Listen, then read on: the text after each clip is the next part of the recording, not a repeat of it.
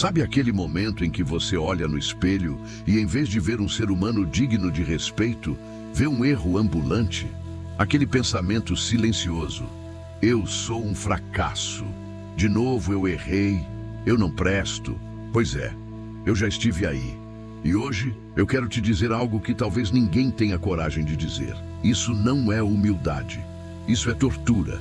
É autoflagelo emocional. É auto-boicote travestido de consciência. E se você não cortar isso agora, vai continuar vivendo acorrentado a um ciclo doentio, achando que está tentando melhorar, quando na verdade está se afundando mais. Essa aula é um tapa na cara com carinho.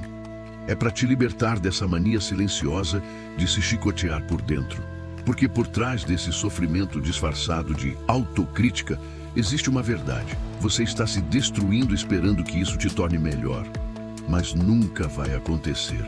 Durante anos, eu acreditei que se criticar com força, me tornaria alguém melhor. Que me xingar por dentro, me colocar para baixo, me punir com culpa, era uma forma honesta de mostrar arrependimento. Eu pensava, se eu não me sentir mal, então sou insensível. Mas essa lógica é uma armadilha. Não existe nenhuma transformação real que nasça da vergonha.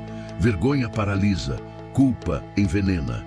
Autopunição nunca cura nada, só adia a ferida e ainda a aprofunda. A verdade é, você pode errar, reconhecer, aprender e evoluir, sem precisar se odiar no processo. Pense comigo. Se você tem uma planta que está murchando, você a rega e dá luz, certo? Você não a pune por estar fraca. Você nutre, cuida e a ajuda a se reerguer. Conosco é a mesma coisa. O autoflagelo é como tentar fazer uma planta crescer à base de chutes na raiz. Simplesmente não funciona. Você já viveu isso? Você comete um erro. Normal. Erros acontecem. Mas aí você se sente mal com isso. E então começa a se sentir mal por estar se sentindo mal. E depois se culpa por estar sentindo culpa e mergulha num buraco de pensamentos como: eu sou fraco, eu deveria estar melhor, eu sou uma decepção. Esse é o loop de feedback do inferno, um ciclo mental destrutivo que suga sua energia, rouba sua clareza e te afasta de qualquer crescimento real. É como cair em areia movediça. Quanto mais você se debate, mais afunda. Imagine que você está tentando aprender a tocar um instrumento novo, tipo violão. Você erra uma nota. Em vez de corrigir e seguir em frente, você se diz: eu sou péssimo nisso, nunca vou aprender, sou um fracasso. E então, por se sentir um fracasso, você se culpa por não ter talento. E por se culpar, você se sente ainda pior, desiste do violão e se convence de que não serve para nada. Esse é o ciclo. Ele te paralisa. Você não aprende, não avança e se afunda cada vez mais na autocrítica destrutiva. O violão fica lá, empoeirado, e seu potencial de aprender algo novo se perde na espiral da autodepreciação. E o pior, quase ninguém fala disso, porque é um sofrimento silencioso, interno, disfarçado de consciência. Existe uma diferença gigantesca entre responsabilidade e punição. Sim, é saudável reconhecer que você errou. Sim, é nobre querer melhorar. Sim, é necessário se corrigir. Mas se odiar por isso, se tratar como um lixo por dentro, isso não é evolução, isso é abuso. É como se você fosse o juiz e o réu ao mesmo tempo. E você não quer justiça, quer vingança. Eu te pergunto agora, você trataria alguém que ama do jeito que você se trata quando erra? Se a resposta for não, então por que você aceita isso vindo de si mesmo? Pense num chefe ou num pai. Quando seu filho ou seu funcionário comete um erro, um bom líder não o humilha, não o xinga, não o faz sentir-se a pior pessoa do mundo. Um bom líder aponta o erro, explica o que precisa ser melhorado e dá as ferramentas para que a pessoa possa aprender e fazer diferente da próxima vez. Isso é responsabilidade e orientação. Auto-odiar-se é como ser um chefe que grita com o funcionário, joga coisas nele, o rebaixa e o demite por um erro que poderia ser corrigido. Qual é o resultado? Medo, paralisação e nenhuma melhora real.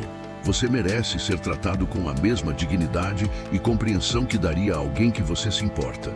Outro câncer emocional que alimenta o autoflagelo é a fantasia da perfeição. Você constrói na sua cabeça uma versão idealizada de si mesmo, sempre centrado, sempre calmo, sempre certo, sempre produtivo, sempre gentil. E qualquer desvio disso é visto como fracasso. Mas me responde uma coisa: quem disse que você deveria ser perfeito o tempo todo? Quem foi que colocou esse padrão absurdo como regra? Essa mentalidade é a receita exata para a frustração crônica. Você não vai melhorar se comparando com um personagem fictício. Você só melhora quando se aceita como é, humano, falho, incompleto, mas em movimento. Imagine que você quer se tornar um atleta. Você vê um campeão olímpico na televisão e pensa: eu só serei bom se for como ele, desde o primeiro dia. Se você tentar pular as etapas, ignorar seus limites e se comparar constantemente com alguém que treina há décadas, você vai se frustrar. Você vai se sentir um fracasso a cada treino que não for perfeito.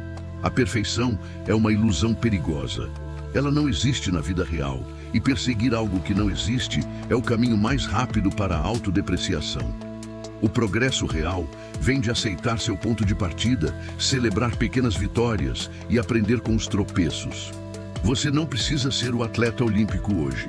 Você só precisa ser um pouco melhor do que foi ontem. Muita gente tem medo da palavra aceitação, porque acha que aceitar é se acomodar. Mas aceitar não é dizer: tá tudo bem ser assim para sempre. Aceitar é dizer: esse sou eu agora, e a partir daqui posso me mover. Se você não aceita onde está, não consegue sair do lugar. Você vive lutando contra o que sente, contra quem é, contra a realidade, e essa guerra te desgasta, te consome, te paralisa. A mudança começa quando você olha no espelho e diz com coragem: eu tô aqui, não tô onde queria, mas tô vivo, tô aprendendo e vou seguir em frente. Pense na metáfora de um barco à vela. Se você não sabe onde está, se você nega sua posição atual no oceano, como vai traçar uma rota? Você pode remar na direção errada, ou ficar à deriva, ou lutar contra as correntes, achando que está indo para algum lugar. Mas só quando você aceita seu ponto de partida, sua localização real no mapa, é que você consegue ajustar as velas, usar o vento a seu favor e traçar um curso eficiente para o seu destino. Aceitar sua realidade presente, suas falhas, seus desafios, suas dores, não é se render. É ter o mapa em mãos, é reconhecer o terreno para poder construir algo sólido sobre ele. É a base de lançamento para qualquer mudança significativa. Sem essa aceitação, você estará sempre em negação. E negar a realidade é como tentar construir um castelo na areia movediça. Como eu me libertei desse ciclo? Foi na marra. Depois de me afundar várias vezes nesse looping de culpa, eu decidi mudar minha relação comigo mesmo. Criei um ritual simples e transformador. Erro cometido, reconhecimento imediato, sem drama, sem novela. Errei. Beleza. O que aprendo com isso? A ideia aqui é tirar o peso emocional do erro. É como quando você está dirigindo e pega a saída errada. Você não para o carro e começa a se xingar por ser um péssimo motorista. Você simplesmente pensa: ok, errei a saída. Qual é a próxima? Como corrijo isso? É um reconhecimento frio e objetivo, focado na solução, não na punição. Autoconversa objetiva. O que eu estava sentindo quando agi assim? O que eu queria evitar? O que eu posso fazer melhor da próxima vez? Isso é crucial. Em vez de eu sou um idiota por ter feito isso, a pergunta é: o que me levou a fazer isso? Talvez você estivesse cansado, estressado, com fome ou simplesmente agiu no automático. Entender o contexto do erro te dá poder para mudá-lo.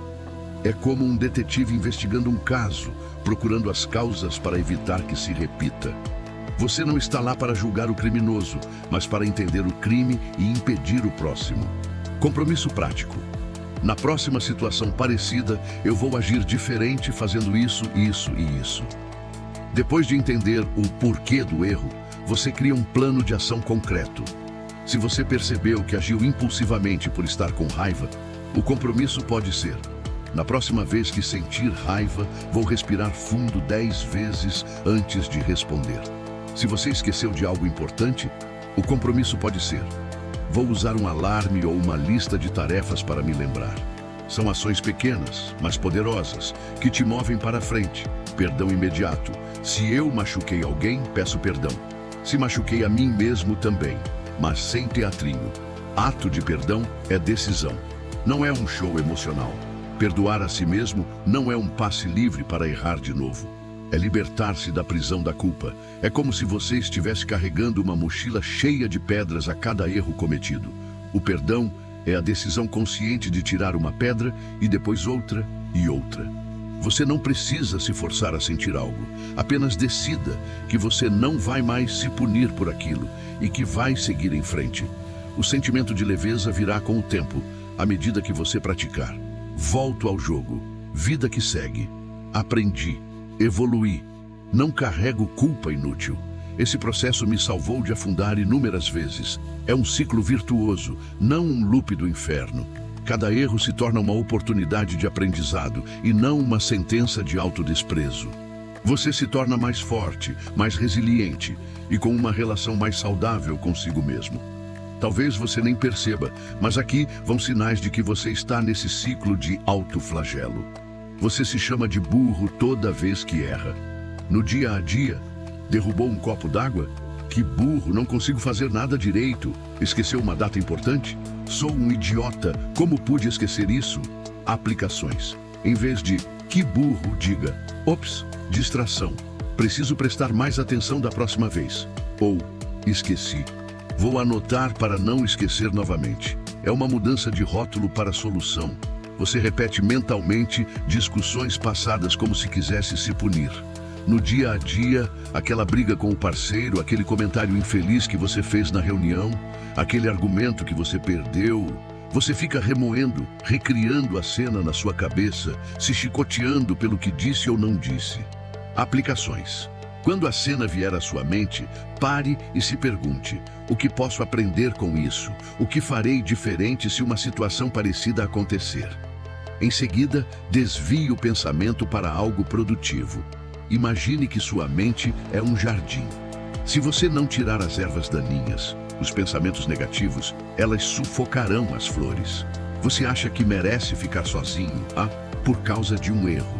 No dia a dia, depois de uma decepção com alguém ou de uma falha que você cometeu na sua vida amorosa, você se convence de que não merece amor, que é indigno de companhia. Aplicações. Lembre-se que um erro não define quem você é. Todos cometem erros. O importante é o que você faz com ele. Haja ativamente para corrigir, peça desculpas se for o caso e não se isole. Buscar apoio e companhia é um ato de coragem, não de fraqueza. Você sente vergonha por sentir tristeza. No dia a dia, alguém te pergunta como você está e mesmo triste você responde: tudo ótimo, porque sente que tristeza é fraqueza. Você se esconde, se anula, se condena por ter sentimentos negativos. Aplicações. Permita-se sentir. As emoções são como ondas no oceano. Vêm e vão. Não se julgue por estar triste, com raiva ou frustrado. Reconheça o sentimento, sinta-o por um momento e depois deixe-o ir. Chorar não te faz fraco, te faz humano. Buscar ajuda profissional ou conversar com um amigo de confiança não é vergonha, é sabedoria. Você não consegue dormir porque fica revisando cada erro do dia. No dia a dia, deita na cama e sua mente vira um tribunal de seus próprios erros. Aquela palavra errada, aquela tarefa que não entregou, aquela mensagem que não respondeu. Você se condena e o sono simplesmente não vem. Aplicações. Antes de deitar, faça um diário de gratidão ou anote 3 coisas boas que aconteceram no seu dia, por menores que sejam. Se os pensamentos negativos vierem, visualize-os como folhas flutuando em um rio e observe-os irem embora. Não lute contra eles, apenas os observe e deixe-os passar. Seu quarto não é um tribunal, é um lugar para descansar. Você sabota relações porque acredita que não merece ser amado. No dia a dia, quando alguém te elogia, você duvida. Quando alguém te oferece ajuda, você recusa. Você empurra as pessoas para longe, talvez até inconscientemente, porque no fundo você acredita que não é bom o suficiente para ser amado ou para ter sucesso. Aplicações.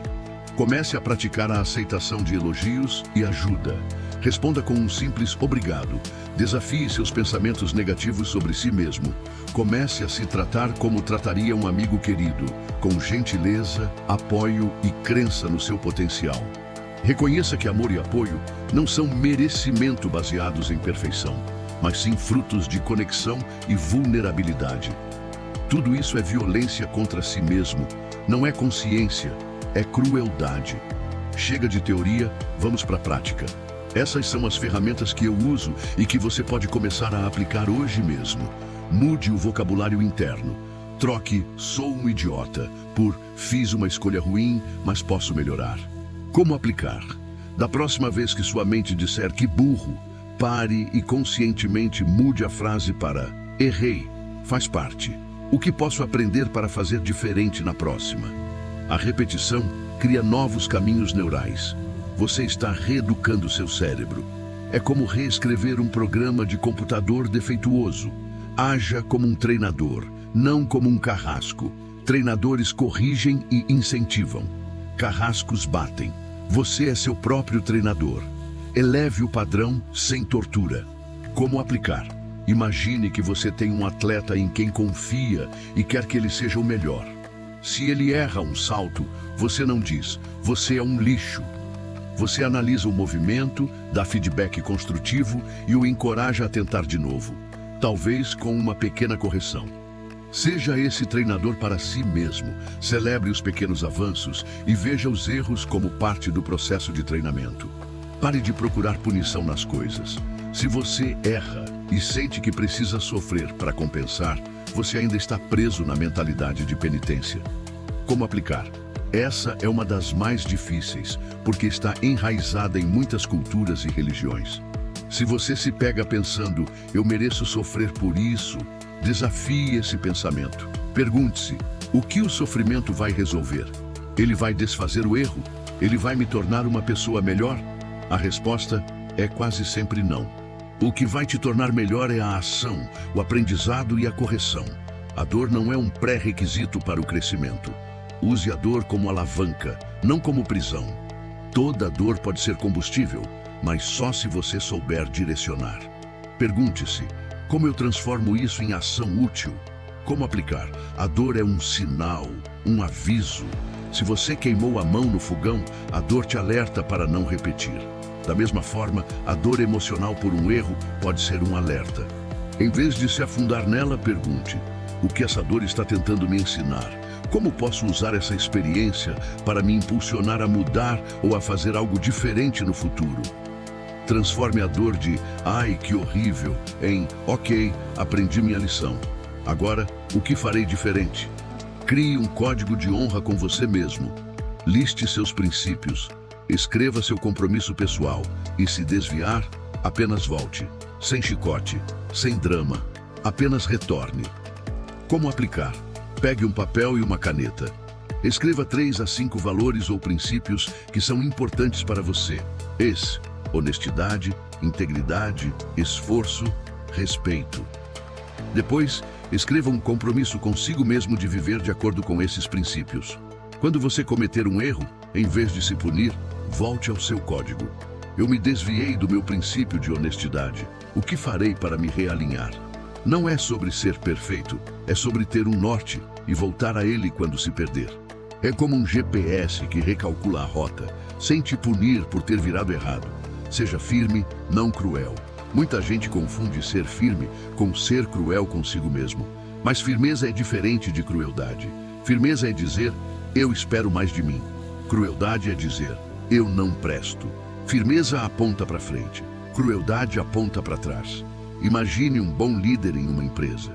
Ele é firme com sua equipe. Ele define metas ambiciosas, cobra resultados, dá feedback direto e espera o melhor de cada um. Mas ele faz isso com respeito, incentivando o desenvolvimento, oferecendo recursos e celebrando os sucessos. Ele não humilha, não grita, não desvaloriza. Ele é firme porque acredita no potencial da equipe. Um líder cruel, por outro lado, usa o medo, a crítica destrutiva e a punição. Ele não se importa com o desenvolvimento, apenas com o controle. A equipe dele pode até produzir, mas será por medo, e não por engajamento e paixão. Eventualmente, a equipe se esgota e se revolta. Você pode ser um guerreiro sem se mutilar. Você pode ser exigente sem se torturar. Você pode ser disciplinado sem se odiar. Seja o líder que você gostaria de ter para si mesmo, aquele que te desafia a ser melhor, mas sempre te apoia e te vê com potencial. Mesmo nos momentos de falha, aquele que acredita em você, mesmo quando você duvida de si mesmo. Essa é a verdadeira firmeza, e ela constrói, não destrói. Você não precisa pagar um preço para se tornar melhor. Essa é a parte mais difícil de aceitar. Você não precisa sofrer para evoluir. Não precisa se punir para ser digno. Não precisa viver pagando penitência para merecer perdão. Você só precisa se tornar mais consciente, mais responsável, mais presente. E isso, meu irmão, minha irmã, isso não exige sofrimento, exige coragem. A coragem de olhar para si mesmo com honestidade, de reconhecer suas imperfeições sem se chicotear por elas. A coragem de parar de se sabotar e de começar a se nutrir. A coragem de se perdoar e seguir em frente. Pense em um escultor. Ele não bate no bloco de mármore com raiva ou ódio. Ele o faz com precisão, com intenção, com o objetivo de revelar a beleza que já existe ali dentro. Ele lapida, tira o excesso e molda com cuidado. O processo pode ser árduo, mas não é baseado em autopunição, e sim em um propósito e em um amor pela obra que está sendo criada. Você é a obra. E a coragem é a ferramenta mais poderosa para esculpir a melhor versão de si mesmo, sem precisar se quebrar no processo. A vida já é dura o bastante. O mundo já te cobra o suficiente. Você não precisa ser mais um algoz de si mesmo. Se quer mudar, mude com amor próprio. Se quer crescer, cresça com consciência. Se quer ser grande, seja, mas sem se quebrar por dentro para isso. Hoje, meu convite é simples. Pare de se torturar. Pare agora. E comece a se tratar como alguém que tem valor. Porque você tem. Mesmo com erros, mesmo com falhas, mesmo com cicatrizes, você é digno da sua própria compaixão. E a verdadeira força nasce quando você para de lutar contra si e começa a lutar por si. Se essa aula fez sentido para você, compartilha com alguém que também se autopune em silêncio. Vamos quebrar esse ciclo juntos. Agora respira fundo, ergue a cabeça e volta para o jogo.